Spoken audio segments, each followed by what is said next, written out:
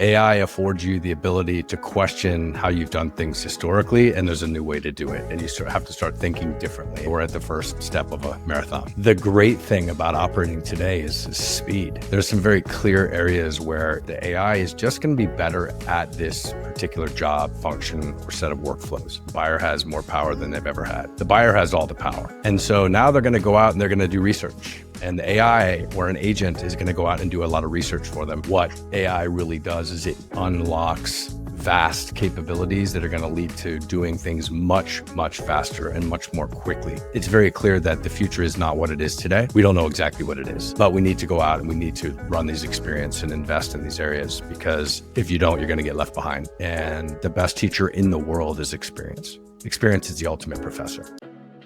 Behind the scenes, it was a small group of people that were doing everything. I want to know how this insane growth actually happened.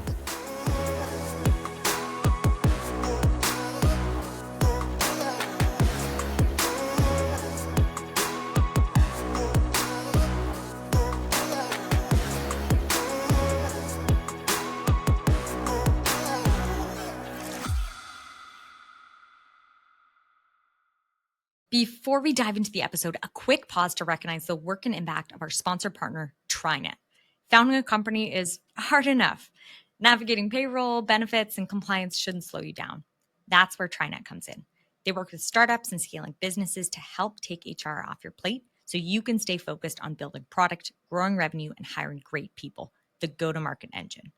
B2B companies like Hivebright and Equilend trust TriNet to help handle the infrastructure of their workforce so their teams can focus on execution.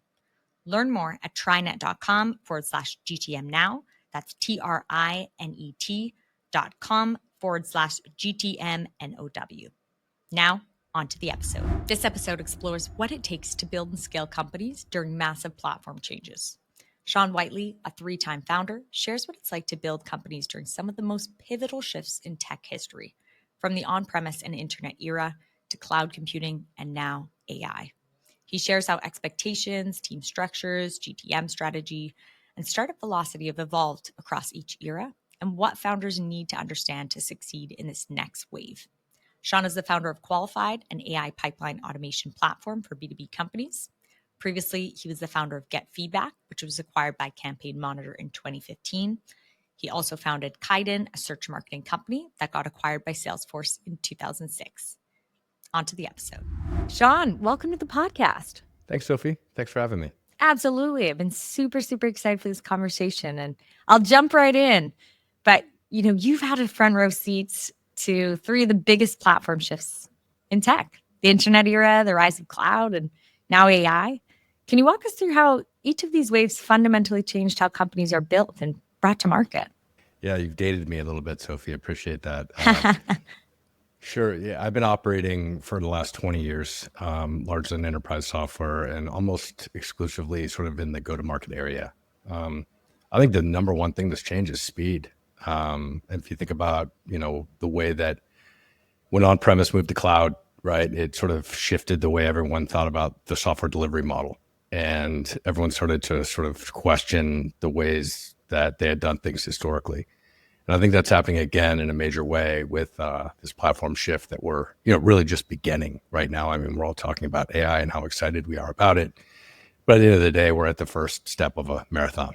And I think we're sort of in that phase where everyone's starting to really question the way that we've done things historically. And I think speed is number one, the thing that has changed, like speed to value, speed to market. I think historically, you walked in with an idea and a slide deck, and then it moved into, hey, you need kind of a prototype. Now you're expected to have an MVP. So I think the speed and time to value is really sort of the most significant change that I would point out. That's a really great point. Speed.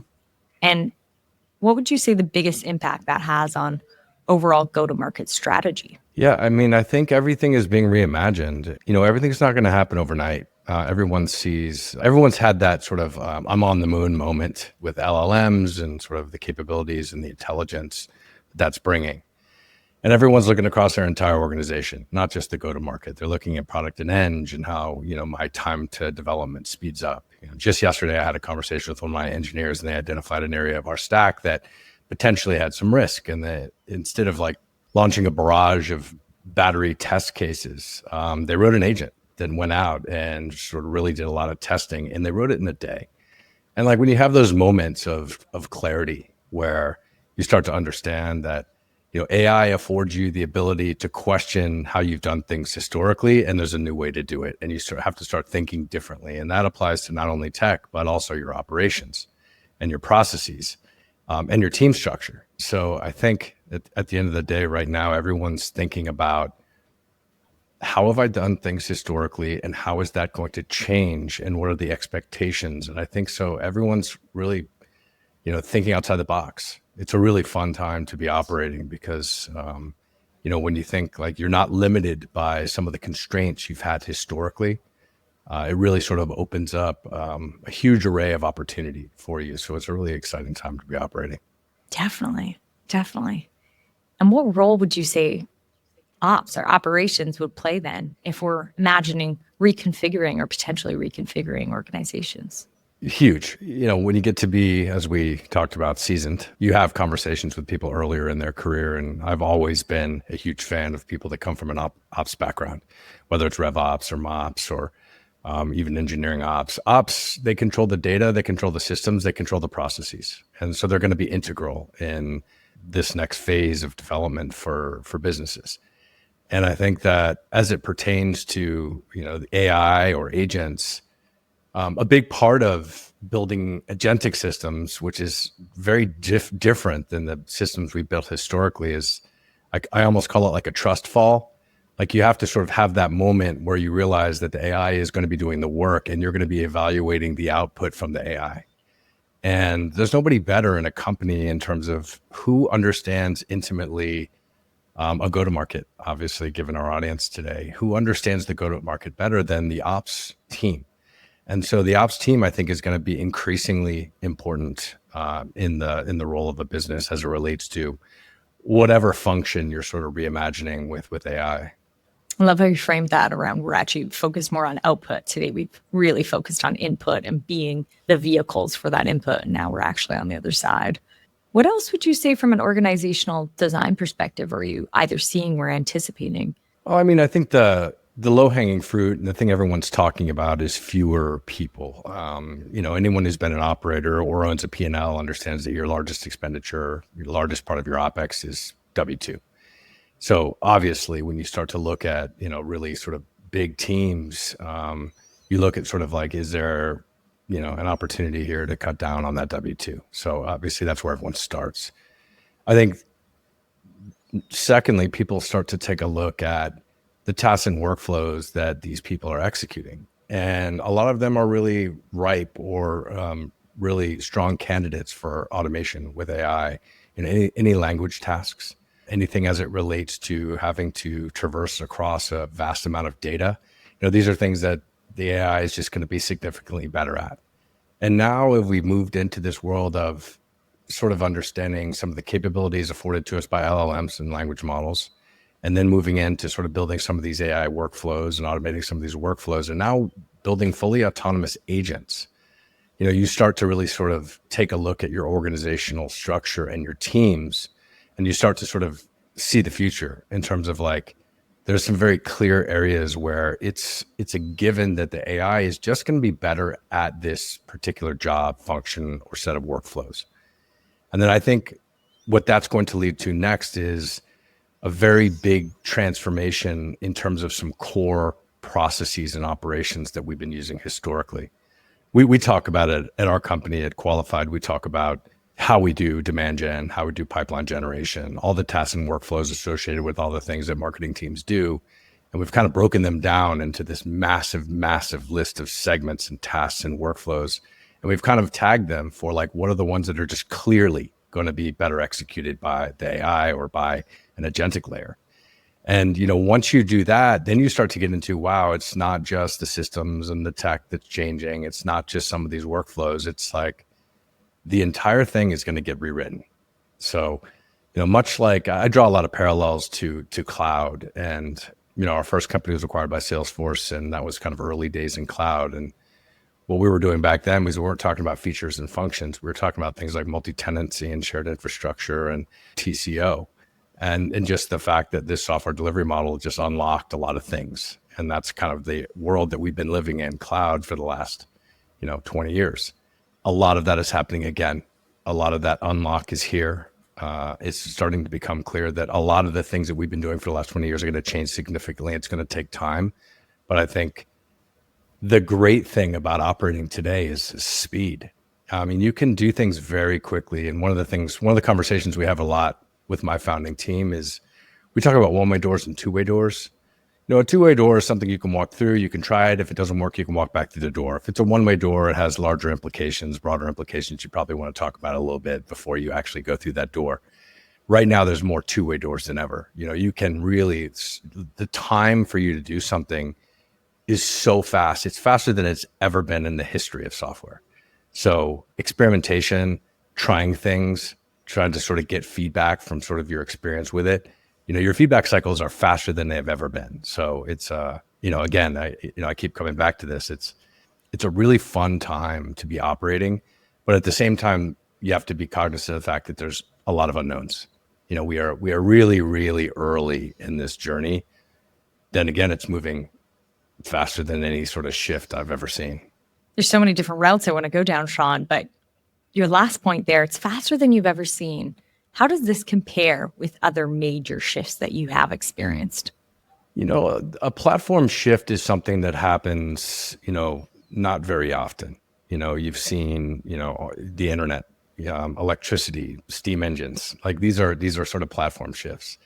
And now when you think about, cloud, what cloud really did was it changed the software delivery model. And it sort of highlighted immediately all of the shortcomings of on-premise. And as soon as people started to understand that, they started just doing things differently. As an example, everything moved to the web. So you go to the web for everything. And as a result of everyone going to the web, all marketing became digital, all marketing became trackable, and everything kind of grounded in that. Now we're entering a world where a lot of the work and the research and the buying process is going to be executed by the AI. For instance, you're going to use deep research. You're going to go out and you're going to do a lot of research. And that's the thing one of our core premises at our company is that the buyer is in control of a process. People in the go-to-market that think they can control a buying process, that's becoming less and less true every single day. And now it's completely gone. The buyer has all the power. And so now they're going to go out and they're going to do research. And the AI or an agent is going to go out and do a lot of research for them. And of course, they're going to talk to their communities and their peers, and they're going to talk to customers, and they're going to do their own research. They are very much in control of a buying process.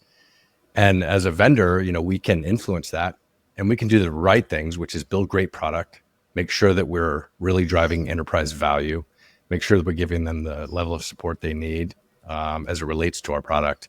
But the buyer is in control. And I think that more and more in this new world, people are going to be evaluating outputs of the AI, and they're going to take that and they're going to refine that and they're going to give it back to the AI, and they're going to be just really, whether you're coding something, designing something, building a process, building a system, again, that trust fall, the AI is really doing the work, and it's our job to make sure that we give the AI the data, the context, the moderation that it really needs to execute things well. The buyer is in control of the process. I love that. What does that look like tactically for you at Qualified? So we've always sort of had this, when we started the company, we talked about this at length in terms of if you're buying a blender or you're buying enterprise software, we always used to go to Google. There used to be a statistic that said 82% of buying processes started with a Google search. And you went to Google and you started doing some research and you got these blue links and you clicked on them, you did some research. You'd go to the website, you'd read a little bit of information, you might do a trial, you might download some content. You also go to your communities. In marketing, community is very powerful, right? You go and you talk to people about their experience with this company or this team or this product or this service. You go read reviews on G2. So there's the buying process today is not very reminiscent of the buying process even of 10 years ago. And so we've talked about sort of this idea of personalization. We like the holy grail for marketers, of course, is right time, right message, right person. But what's happening now is that it's a collection of experiences, and it's not linear, and it's not something that's structured. It's this crazy, messy, squirrely diagram of all these different interactions and experiences that span lots of different channels and lots of different areas. And the number one thing that you can do is you can make sure that you try to create relevance. So one of the things we talk about here is relevance at scale as opposed to personalization at scale. And we know that AI is going to unlock a lot of capabilities as it relates to creating bespoke experiences on a one-to-one individual basis, but it's got to be organic and it's got to be buyer-led. So we really think that a buying process is a continuous conversation. It's a conversation between yourself and a buyer. It's a conversation with a buyer and their community or their team. So it's kind of one continuous conversation that spans a whole bunch of channels with a lot of different inputs. And really, again, it's very buyer-led. The buyer has more power than they've ever had. And going back to speed, you probably have an increase of speed to understand that buyer process and how it's evolving. Sure. I mean, we've talked about speed to lead. Speed to lead is certainly one of those things that marketers think about a lot. There's many statistics that talk about, the faster you get there, and serve somebody's request, the more likely you are to convert. But I think speed applies to everything now. Speed applies to, time to value, time to market, time to get back to a customer, time to get them, connected with the information that they're looking for. So speed, I think, is probably the number one word I would use to describe the implications of this platform shift. Obviously intelligence, but what that's going to lead to is speed and time to value. And I think that's what every company right now is starting to understand. And they're, really sort of investing in the areas of unlock. And, I think in terms of what AI really does is it unlocks vast capabilities that are going to lead to doing things much, much faster and much more quickly. And I think that's going to be, again, that's going to manifest in the expectation from a buyer that things happen in real time. So the world of asynchronous is going to have its place, but, again, real time, hyper personalized, on the buyer's timeline and on the buyer's terms. That's the world that we're living in today. Previously, you mentioned cloud, TCO, and other areas were really the focal points, and nobody's talking about features and functions. Now they are. What do you think our next era is if we're not talking about features and functions? We're evolving forward from that. Yeah, look, I think again, I'll draw some parallels. The economic ramifications of AI are maybe the most important thing to think about. Anybody who's operating a business, anybody who's an operator, you have different challenges at different times and different stages in the business. Like first and foremost, you're trying to find product market fit. You're thinking about distribution, right? It's one of the biggest challenges any sort of startup has. But at some point, you also start thinking about tried and true health metrics of the business. You start looking at CAC payback periods and ASPs, and you start looking at your burn multiple. You start thinking about rule of 40. And I think what AI really unlocks is efficiency. So the other thing outside of speed is efficiency. So the ability to do things that you need to run the business, but not, pay a tremendous set of W-2s to get that done. It unlocks efficiencies and scale that I think is really going to be a game changer for companies. So, speed and efficiency, you hear these terms a lot. We're all talking about AI all the time. These become buzzwords, but they're real as an operator. If you own a P&L, you think about these things. And I think the future is going to be a very different shape when you think about a team or an organizational structure. And the shape will look different. What about the measurement? How do you anticipate those expectations shifting, even if it's from a timing perspective? Maybe we're going monthly, quarterly to weekly, for example. Yeah, like I said, the expectations are changing. Over time, one of the things that's changed is we've had more capabilities, right? Like at first, we started building, back in the day, right? We at my first company, we shared a rack of servers. We went to the data center and assembled rack-mounted servers. That changed very quickly, and software became a service, and then you got infrastructure and platform as a service, and now you have large language models that everyone has access to. So everyone's starting to think about, how does this change and how things are measured. I think everything's going to get stepped up. Expectations are higher. Like I said, it's when you can actually open up an application, give it some prompting and some inputs, and what it can actually spit out for you is, again, 10 years ago, it would have completely blown our minds. Now I think it's an expectation that you can go from idea to wireframe to code in hours. So that expectation is going to change some metrics, especially as it relates to time to value.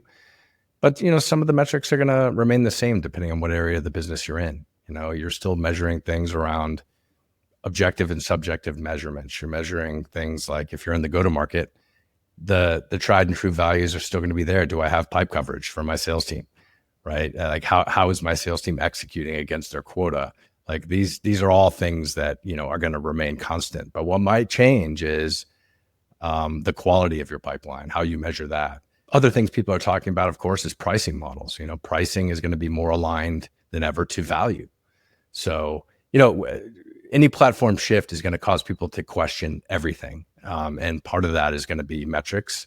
And I think that will all sort of, come to light over time. Definitely. Yeah, I've heard some stories of measurement being expected by alternative investors, for example, now on more of a week over week basis, even just to have that purview as opposed to purely monthly or quarterly. Super interesting to see. Have you shifted any of your metrics at Qualified? We're 6 years into this business and we are starting to sort of operate at a larger scale. So we certainly, and it's been a wild 6 years for anyone who's been an operator. We had, a global pandemic. That was a new one. We had the great sort of correction. We had the zero interest rate period. We had the banking crisis. And now we've got tariffs. So it's been a topsy-turvy ride. And of course, on top of all of this, maybe the biggest platform shift anyone's ever seen in the history of their career has just happened. So it's been a wild ride. And I think one of the great things about being at a smaller company, at a startup, is that you can pivot and you're pretty agile. And so change can be a big enabler for you. And so we've changed a lot. And we probably changed more in the last 18 months than we did the entire history of the company, just based on what was happening in the world and accommodating sort of some of these things. So yeah, we've changed a lot. And also we've also changed our values. You go from growth, new logo, expansion, thinking about top line. And then during the sort of downturn for tech, we were thinking about CAC payback periods. We were talking about efficiency metrics. We were thinking about extending our runway. We're thinking about, where we need to be burning, and we always invest in engine product development that never stops. But at the same time, on the go-to-market, want to burn more than you need if people are not, buying. So we've shifted a lot as it pertains to the environment.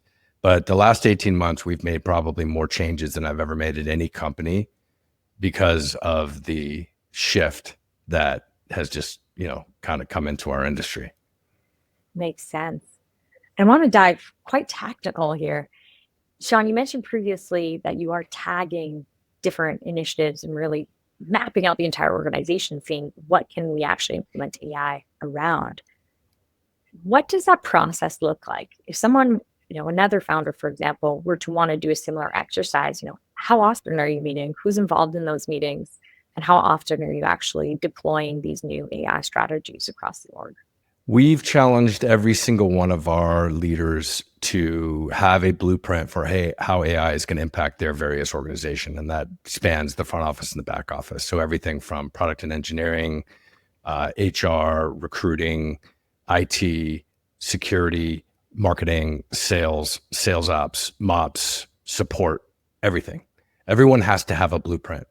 And we've also freed up experimental budget for them to sort of go out and invest in things that will help them to understand and learn and educate themselves, because it's very clear that the future is not what it is today. We don't know exactly what it is, but we need to go out and we need to run these experiments and invest in these areas, because If you don't, you're going to get left behind. That's really clear. So we made it a mandate for every single one of our lieutenants across our business to sort of have a blueprint and a map for how they're going to transform with the capabilities that we have today. As that relates to what we do and the products that we build, again, when you use AI, you have to have domain expertise. There's a lot of companies out there who are building AI products, and that's great. If you don't have domain expertise, it's not going to be great. And I think that's one of the fundamental things that we try to create a lot of rigor around, is staying close to what we do, the data that we have, the processes that we know intimately, and not sort of straying out beyond that. And so we've all had that experience with AI. My first experience with AI that kind of blew my hair back was Midjourney. And as soon as I got into Midjourney, I was blown away, right? Another walking on the moon moment. But then you realize that, if you don't understand how to prompt it, if you don't understand how to give it the guidance and the context that it really needs, the output is not going to be nearly as good, right? You have to know how to say shallow depth of field, 50 millimeter fixed, bokeh. If you know all of these sort of concepts and you're a photographer or designer, Midjourney is going to be a great tool for you. And I think that's a good metaphor for all AI. When people are building AI applications and agentic systems, you have to have the data, you have to give the AI all the context about the data, and you also have to, again, build out all the moderation and trust that it needs to be working off your enterprise data. So the last 18 months, I think we've learned a lot and changed how we operate quite a bit. But also, again, you're sort of building for a future state. You're building for a future state, and that sometimes is not a good fit for the way that companies have been operating for the last 20 years. So that change and that transformation is hard for businesses. So we're cognizant of that fact. And what we're trying to do is build systems in a way that enable a company to sort of ease into or move into some of these new ways of doing things without disrupting their business, because it's not like you can stop what you're doing today. So again, it's not like an overnight thing. Mhm. And not to make this a qualified plug, but you are at the forefront of AI, building qualified in AI pipeline automation platform. I appreciate any kind of company or person that is really helping to educate, because it is challenging and everybody gets their own mandate and has to go out and source that information. So I actually watched Qualified's AI SDR summit, and that was extremely informative. Everything from even pricing AI agents and how to think about that. So curious, like what are you seeing, since you are at the forefront of the AI space, especially for AI SDRs? Yeah, we were a bit lucky. We had a very, very natural entry point into this. For one, we've been building conversational interfaces since day one. And, again, AI UX is going to change dramatically. Sometimes it feels like, a natural language interface is a bit like DOS, the DOS era of AI. But at the same time, right now, like everything has a natural language interface. Like you have a natural language interface to apps and data and reporting, and a natural language interface is kind of how you talk to the AI. And we already had a pretty significant presence in terms of companies who had our conversational interface connected to their go-to-market systems and data and processes and operations and teams already deployed in production. So we had this really nice entry point as it relates to building LLMs and AI workflows into the product.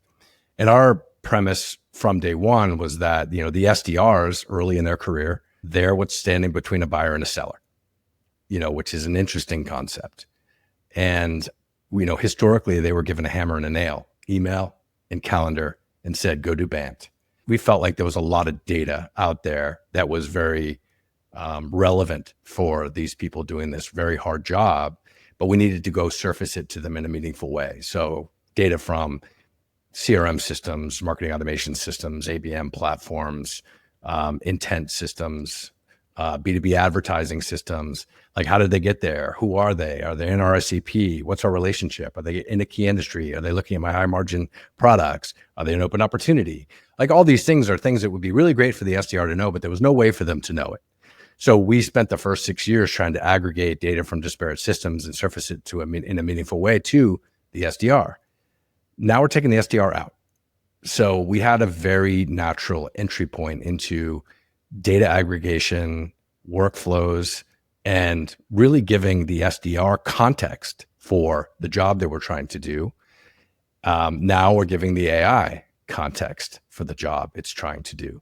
So we had a very natural entry point, right? We sort of understood how companies were set up, how they were operating, what their team looked like, what they needed to be successful. So now really what we're doing is, it was, again, I'll call it lucky. We already had a very significant presence where we could actually start to test and trial and run our AI SDR. And it didn't take long for us to figure out this is just a great place to start. A lot of language tasks, a lot of systems updates, a lot of sort of trying to traverse a lot of different data that lives in different places. And an AI SDR speaks every language, works 24/7. You don't pay their W-2. So, we work with companies in a variety of different ways. Sometimes they want to replace this function over time, and sometimes they just want to drive more efficiency into the team that's doing this job already and allow them to work on higher value activities. So, at the end of the day, again, it was just a very good entry point for us. And we are very focused, to be clear, on inbound, so marketing. So our SDR Piper is inbound. It serves the marketer. It serves the CMO. There's a lot of people focused on outbound, and that's another big challenge, big opportunity. We've chosen to sort of stay very close to, MOPs and marketers as it relates to sort of inbound workflows that can be automated with AI. That's fantastic. And I do highly recommend, if anyone hasn't checked out the AI SDR Summit. It is free, on demand. It's an amazing resource. There's different tracks, different topics. But Sean, we've talked a lot about what's changing and what has changed. What hasn't changed? What have you seen kind of remain true?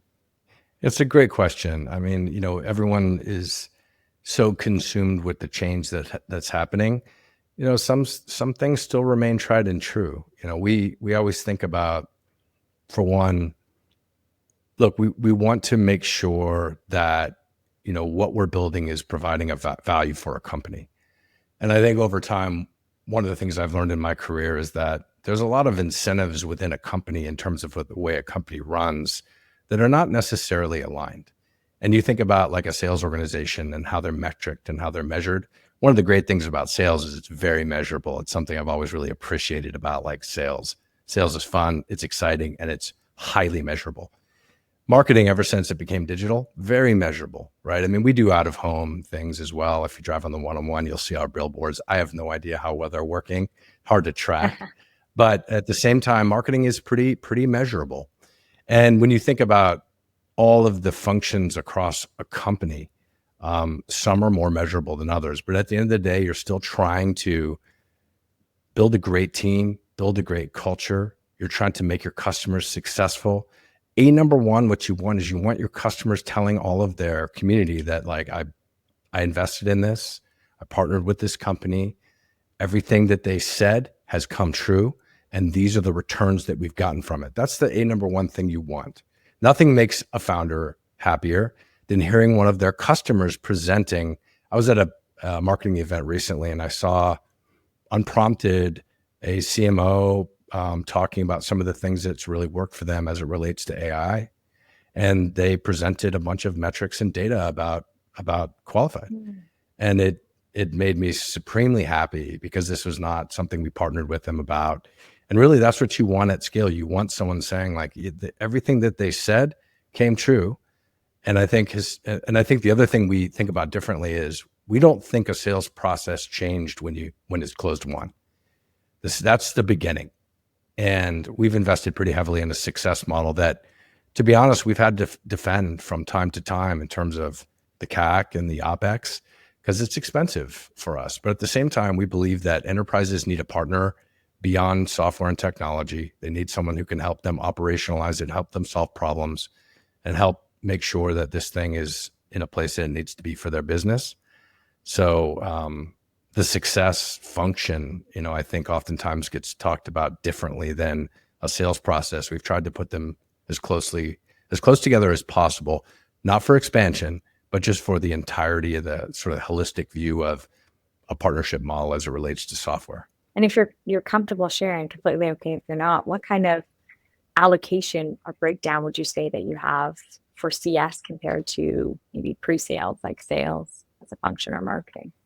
Yeah, in terms of, I'll just say this: my first two companies were bootstrapped, and this one is venture backed. We're Series C. And we have investors that we really rely on, not just for capital, but for advice. We work in the business and they work across a variety of different businesses. They have a big portfolio, just like you guys have, the GTM fund. You guys have a large swath of companies you work with at different stages, and you work with your operators and you try to help them as much as you can. And so one of the things that we've talked about at length is the investment we've wanted to make in our success model. One of our tenets when we started the company is we said we wanted to have the world's number one success team at our company so that they have a trusted advisor to help them with what they need. And that doesn't mean hands-on keyboard necessarily. So we certainly don't want to be a services business. We're a product company, first and foremost. Product is the number one thing. Trust is our number one value. Product is number two always. But the success model that we have is a big investment financially for us. And we have had to defend that model. And I'll continue to do it till the end of time, because it's really been a good motion for us in terms of just building that relationship with our customers that I think you need to operationalize software at scale for a global enterprise. Definitely. And the economic downturn to pandemic, I think really shifted perspectives and opened eyes up, investor eyes, all eyes to the power of CS and the importance of looking at CAC payback periods above just a pure acquisition line. Yeah, 100%. What about, digging into that founder journey? I mean, you've bootstrapped and sold two companies to date. You're now a Series C venture-backed founder of Qualified. How have you had to kind of reinvent yourself as a founder throughout these three journeys? It takes a special person to go the journey 3 times. Yeah. We're a bit of a unique animal in that we've got a really close-knit team that's been together for a really long time. I've been with my co-founder, Craig, for 27 years now. We started in on-premise together in integration infrastructure, and we've been together ever since. We also have 2 technical co-founders, Gopal and Bing. They've been together. We've been together for our last 2 companies. So we've spent a tremendous amount of time together solving a variety of problems. We have a really natural sort of divide and conquer mentality. We all know sort of what's best suited for each person in terms of who should take ownership of what initiatives within the company. So we have like a really nice, and when you get older, you have a network. One of the nice things about being venture backed is that you have capital to go and hire the amazing people that you want.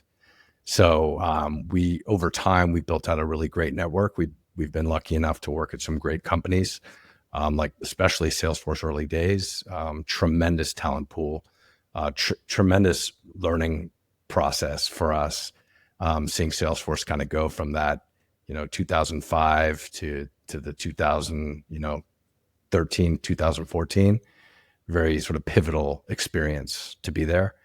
So we've been able to go out and pick top talent to bring into the company, and we have the money to pay them, which is great. Of course, you have a lick pref stack on your head now, but that's okay. So it's a very different journey. And I think there's so many differences. For one, when you're a first-time founder, you have this almost admirable aggression. You just don't know a lot. How could you? You're probably pretty early, but you're brazen, and that's fantastic. It's great. Hair on fire, and you can, your appetite for risk is really big, and that's great. And I think that's a really special thing about a first-time founder. But you're learning a lot, and the best teacher in the world is experience. Experience is the ultimate professor. And I think in our second company, we learned a lot of lessons. First and foremost, that we built a CX company. It wasn't our passion, to be honest. We had a great product. We had a good exit. It wasn't our passion.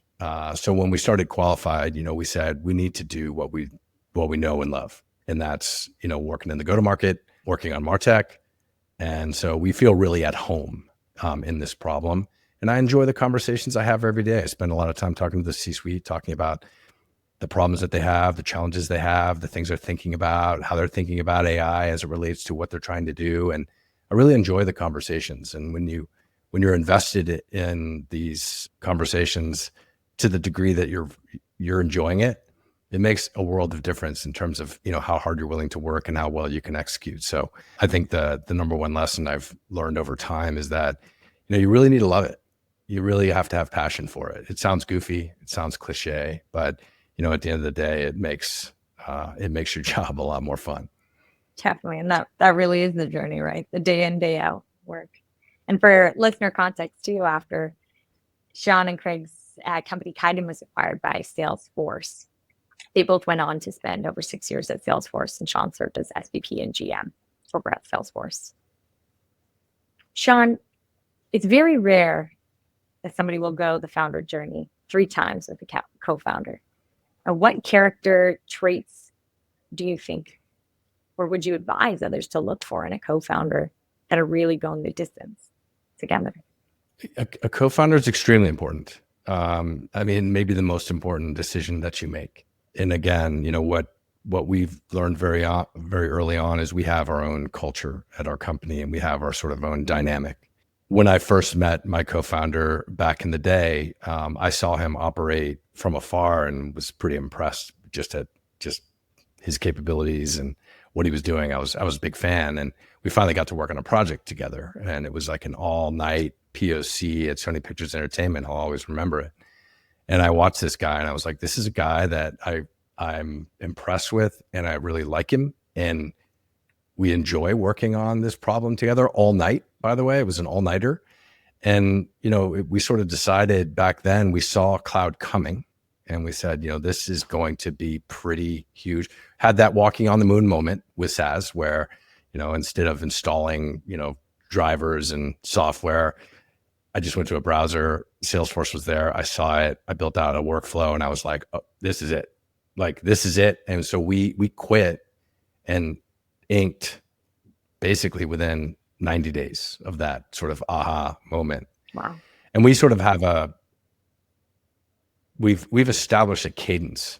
So we typically do it. We ink, we have like an ink brand. I'm usually the catalyst for getting the team together. And the way I get them to stop what they're doing and jump into a startup is I start paying rent and send them their portion of the rent. And that gets them in the office. And we start banging on the problem. And then, and again, just to give you an idea as to how things have changed, when we started Qualified, we walked in we ran a process for some seed, and we walked in with a prototype that was working, and we actually had some people using it.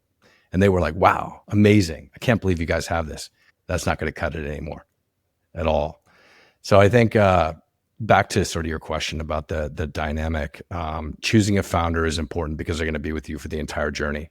And the idea of having a co-founder, largely, sometimes it's someone on the business side looking for a technical co-founder.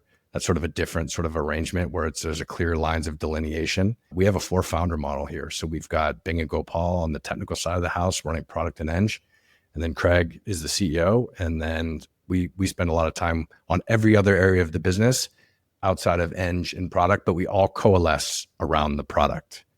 The product is the number one thing that we focus on. So we coalesce around the product, but everyone else has their clear areas of responsibility. And when you've been working together as long as we have, it's very clear what job should be owned by what sort of person. So it's a luxury that we have, because I talk to a lot of people that are interviewing a co-founder, trying to find a co-founder. When there's already an organic sort of team in place, gives you the ability to get to work. Yeah, going back to speed, can move a lot quicker. Was there ever a time throughout the 3 companies that you thought this is going to be the last one we all work on together, or you didn't anticipate starting a 3rd one together? Yeah, great question. So after we exited our last company, we did take some time off. Operating will give you gray hair. Well-deserved time off.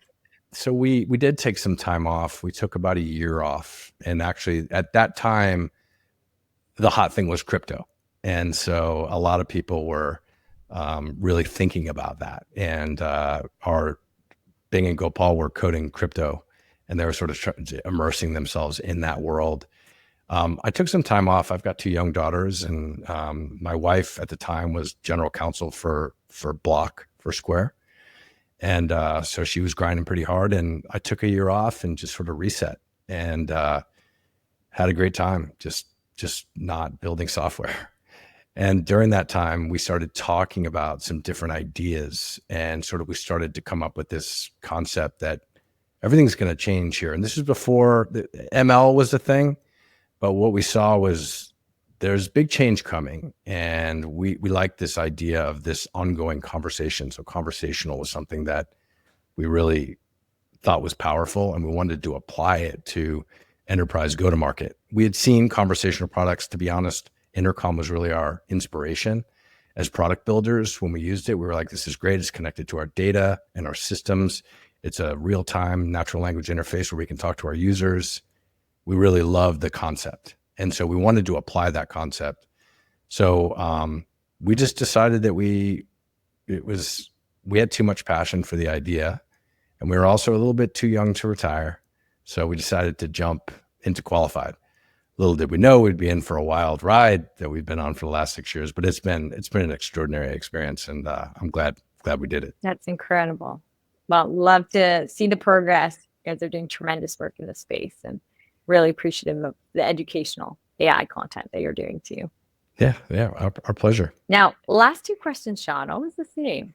What is, and we have actually touched on this a little bit, but what is one tactic or strategy that's working for you today at Qualified? Yeah, I think, like I said, we did touch on this. I think the value we've placed on a partnership model, I think, is really important. And I think it's worked really, really well from us. Again, our first two companies, we found product market fit. We had good exits. We had never really made the investment that we needed to really work deeply with your customers. And what we found is it's yielded, a lot more than just NRR, GRR, and NDR, like a lot more. You learn so much from your customers, especially when you sign up great customers, you can learn a ton from them, and customers drive our roadmap. Customers drive what we're doing, where we're putting resources and investments. So our success model, I think, and Dan Darcy, who runs our success team, has done an extraordinary job. That entire team, they have the values that a founder wants. You want your team to think like a founder. That's what we say all the time. Think like a founder. And founders are willing to go the extra mile. And I think that our whole success team has that mentality. So it's been really great to see the energy that they've brought, and not as it relates to NDR and things like that, but as it relates to just the relationship we have with our customers. So I think that's worked really well for us. Incredible. And this is almost the inverse of what we discussed around what's actually working for you. But what is one widely held belief that revenue leaders hold that you think is bullshit or no longer serving us? Yeah, something I think has been withering for a long time, but I think has just completely gone off a cliff, is that the go-to-market can control the buying process. It is not linear. It is getting farther and farther from that. The buyer is in control. And when I look at the systems, even systems of record that some companies are using right now, when you look at things that are journeys or templated or scripted, that world is gone. It's gone. Systems now, they're instruction-based. They're AI-driven. Everything is going to be one-to-one personalization. Like, the best segment is a segment of one, and everyone is an N of one now. And so all of the things that we've done historically, the systems, the processes, the operations, they've all sort of like been in this world of trying to script out a linear buying process. And I think that world is absolutely gone. I think it's been withering for a long time. I think it's completely gone now. And I think that over the next, 5-7 years, I think agentic systems are completely going to disrupt the way that companies think about the go-to-market entirely. I love it. And you are at the forefront of AI, building Qualified. Where are you really sourcing a lot of your education around AI? So one of the cool things about we sell into a lot of companies that build SaaS software. So a lot of high-tech SaaS, it's a lot of our customers. And what's great about that is they're all building AI products. They're all on their own AI journey, either from a product and eng perspective or from an operationalization perspective. So I'm lucky enough to spend a lot of time talking to our customers and learning from them about how they're using AI, what's working, what's not, where where they're thinking about investing. And, that spans the gamut from how do we evaluate it? Like, what are our expectations? What has our experience been? So I learn a lot from our customers. I do spend quite a bit of time listening to long form media. I've listened to a lot of your podcasts, some really great ones. I also spend quite a bit of time on YouTube at the beginning. So I really want to ground myself from several different areas. So one, real world production AI, which is the conversations you have with your customers, but also what's coming. It's every single day you hear about something new and different. And I do it for a variety of reasons. One, I certainly don't want to get into a world where I wouldn't build anything horizontal right now. Right now, the way that these companies are moving, you certainly wouldn't put yourself in a position where you can just get run over by, one of these large language model providers. You don't want to get into their world. But at the same time, you want to really understand like the real world implications of what's happening. And oftentimes there's a big disconnect between what people say and actually what happens when you get into production.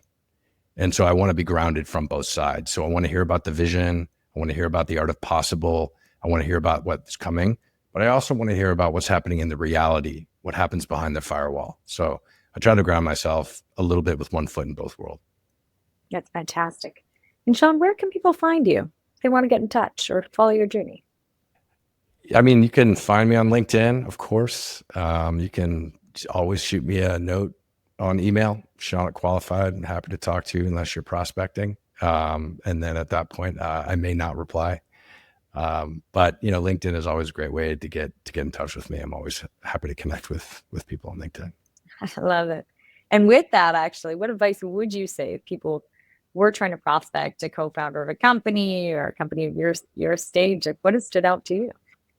It's pretty funny. I do find myself, for one, I have a lot of respect for the job that they're trying to do. I never hold any ill will from people trying to prospect and get connected. But I always do find myself saying, now, why would you send this note to me with this content, with this subject line? I always find myself sort of critiquing the outreach a little bit. And so for one, a founder is oftentimes not the person who would actually buy the software that they're trying to sort of speak to me about. It would be someone within my team. More often than not, I think that outreach is poor because it's not the right time and it's not the right person. So I think that that's pretty easily remedied. So I do find myself critiquing it a little bit, but at the end of the day, founders are going to approve a purchase or maybe potentially influence a purchase, but more likely you should be going to the head of that line of business to try to get connected to them. But I do appreciate a lot of times some of the tactics companies use to get connected. I appreciate the hard work. Definitely. Yeah, it's always interesting to observe different tactics, and you're solving it for the inbound motion, and I think a lot of companies are trying to tackle that outbound. So hopefully we'll see some more timely, relevant messages coming soon. Yeah, we talk about we refer to inbound as the Glengarry leads. These are people that like legitimately are interested in running a process, and they're running an evaluation, and they're doing their research, they're doing their homework. They're doing all the things to educate themselves so they can make an informed decision about a need that they really have. We love inbound.